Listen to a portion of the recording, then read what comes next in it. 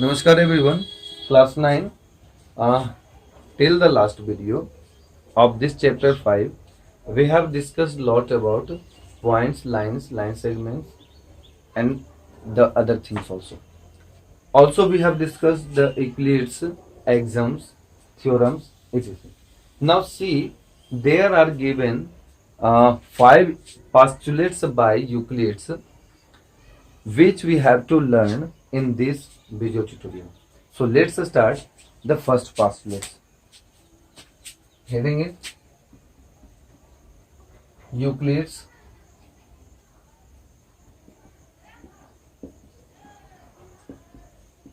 postulates. देखो जो पहला postulate है हमारा वो क्या है? A straight line may be drawn from a straight line may be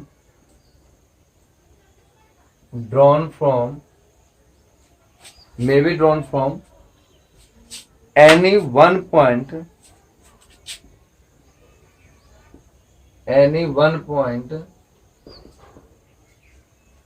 to any other point.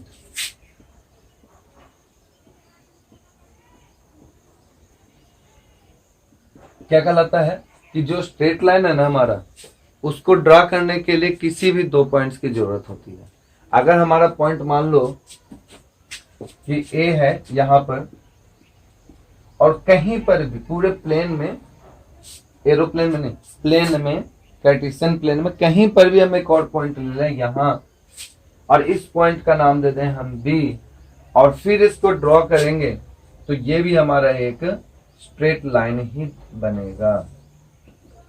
चाहे वो ऐसा हो या हमारा ऐसा हो, किसी भी एक पॉइंट से दूसरे पॉइंट्स पे जो लाइन हम ड्रॉ करेंगे वो हमेशा एक स्ट्रेट लाइन ही बनता है.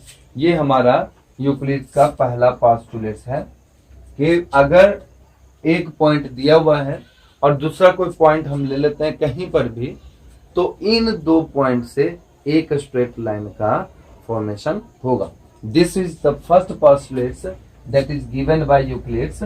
Now see the second one. Second postulate क्या कहता है कि a terminated line can be produced indefinitely. Means जो लाइन खत्म हो रहा है ना, a terminated line can be produced indefinitely.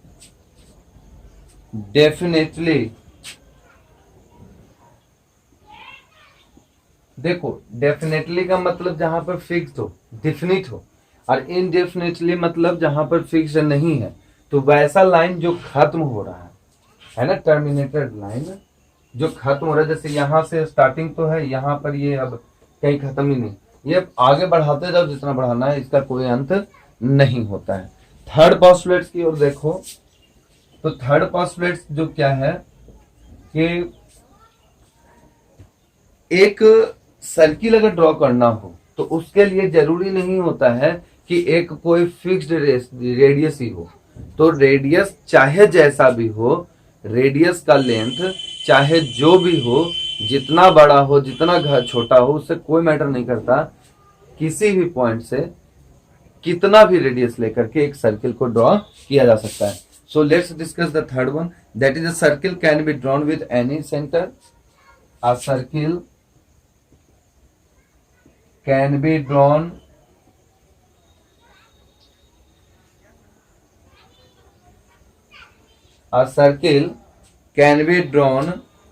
with any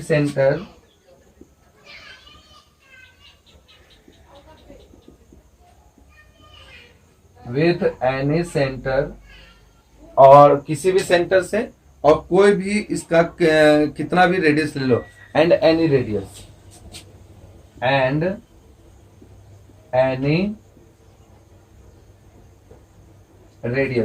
ये कोई भी रेडियस होगा. ठीक है, समझ लेते हैं इसको. ये पूरा प्लेन है, मालूम नहीं कहाँ सेंटर, हम यहाँ सेंटर ले लिए तो यहाँ पर सेंटर लेकर के रेडियस चाहे इतना लो, इतना लो, इतना लो, इतना लो, इतना लो, चाहे जितना भी लो, है ना, सर्किल तो ड्रॉ होगा ही होगा। तो कोई भी सेंटर से कितना भी बड़ा रेडियस ले लो तो हमारा एक सर्किल का निर्माण होगा ही। ठीक है, ये कहलाता है थर्ड पोस्टुलेट किसका, यूक्लिड्स का। चौथा देखो, चौथा पोस्टुलेट कहता है कि जितने भी राइट एंगल्स होते हैं वो सभी एक दूसरे के बराबर ही होते हैं।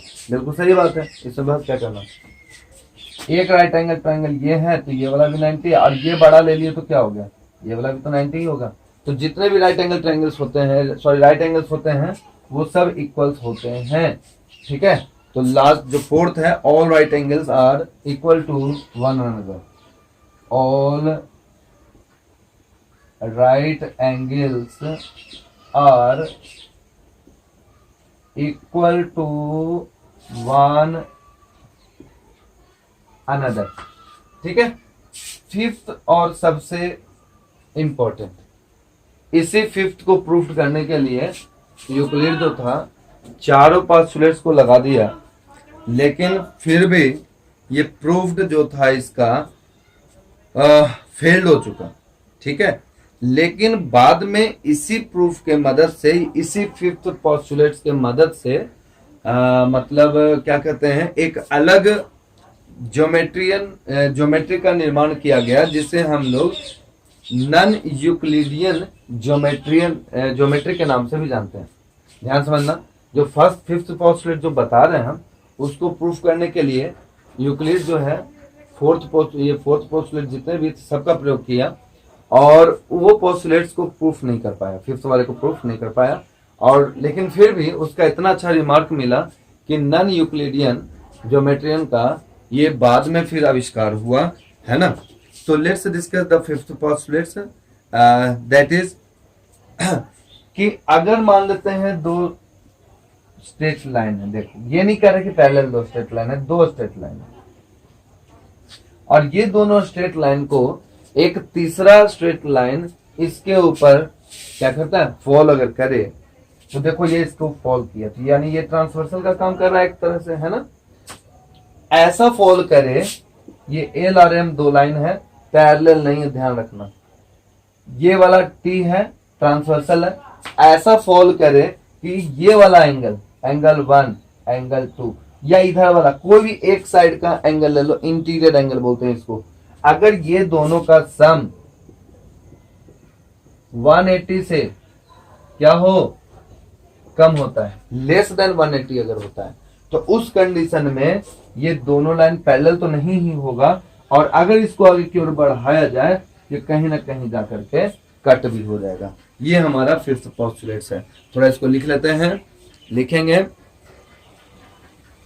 if a straight line falling on, if a straight line falling on, if a straight line falling on to a straight line, if a straight line falling on to a straight line, देखो sentence हम लोग केवल book का ही इस्तेमाल करेंगे, खुद का नहीं करेंगे। If a straight line following on to a straight line, हाँ, if a straight line following on to a straight line makes the interior angles, makes, ये आपका जो जितने भी पोस्टुलेट्स हम लिखवा रहे हैं सब आपको एनसीईआरटी के पेज नंबर 88 के जो समरी है उसमें आपको मिल जाएगा। Makes the interior angle on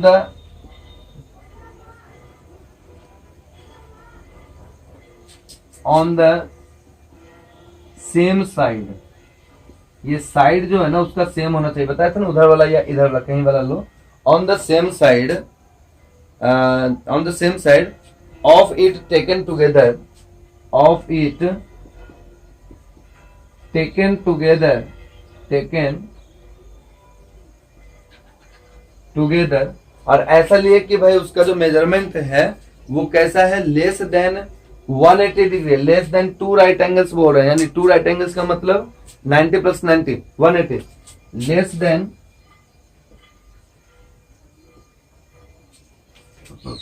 180 degree less than 180 degree, then the two straight lines if produced, then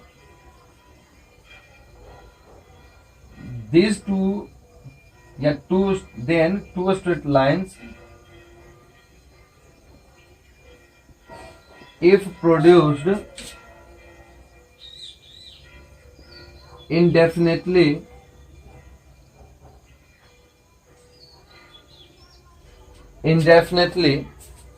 then क्या होगा, meet on the other side on that side on which the sum of angle is less than, यानी कि अगर मान लेते हैं कि ये हमारा एक स्ट्रेट लाइन था, ये स्ट्रेट लाइन था, ये काटा, ये दोनों angle on the same side है, तो इसी साइड के तरफ अगर इसको प्रोसीड करवाया जाए ना तो कहीं ना कहीं कट करेगा। इसका मतलब produce indefinitely then they meet on the same side, then they meet on the same side, then they meet on the same side। कौन से साइड, जहां से हम एंगल को ये दोनों को ले रहे हैं उसी साइड में, ठीक है। इधर लेते तो इस साइड में। तो देखो इस तरह से हमारे पास जो था 500 पोस्टुलेट्स वो हमारा कंप्लीट होता है। इसके अलावा देखो थोड़ा सा और समझ लेते हैं कि जो इक्विवेलेंट वर्जन है फिफ्थ पोस्टुलेट्स का वो क्या कहलाता है। तो चलो लिखेंगे equivalent version of fifth postulates, मिटा दें इसको। Equivalent version of fifth postulate क्या कहलाता है, एक बार देख लेते हैं उसको भी।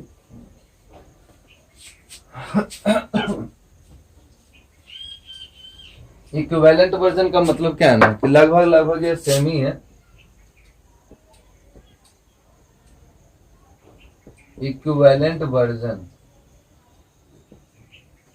भाई इससे भी अपन काम चला सकते हैं। क्या है, every line L and for every point P not lying on it.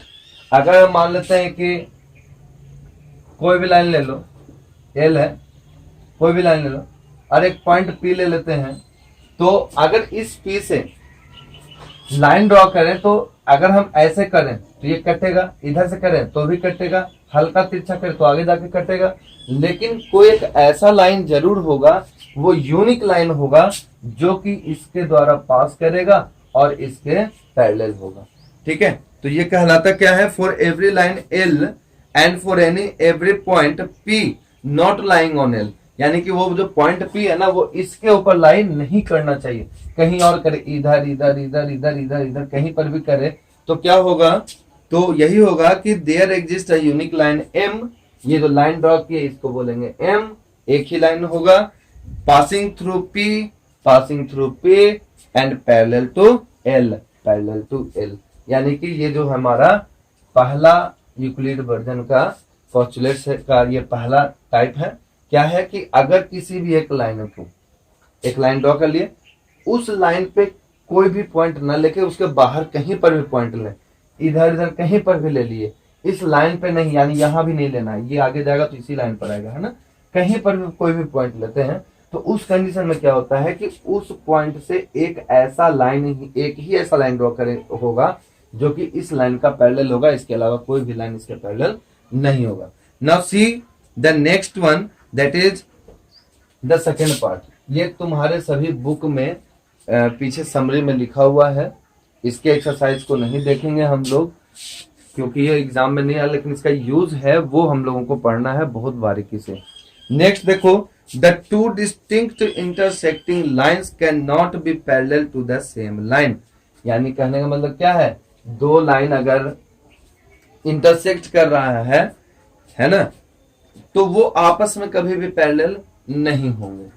तो इस तरह से क्या है कि हमारा ये जितने भी पोस्टुलेट्स हैं, जो वर्जन था या एग्जाम्स था, जो भी इंपॉर्टेंट पॉइंट्स था, लाइन क्या है, लाइन सेगमेंट क्या है, जितने भी पॉइंट्स थे सब हमारा क्लियर होता है। आई होप कि आपको ये समझ में आया होगा। नहीं समझ में आने पे आप हमें टेक्स्ट करें, मैसेज करें। आरपीएस हब चैनल को सब्सक्राइब करना ना भूलें। Thank you class, keep watching.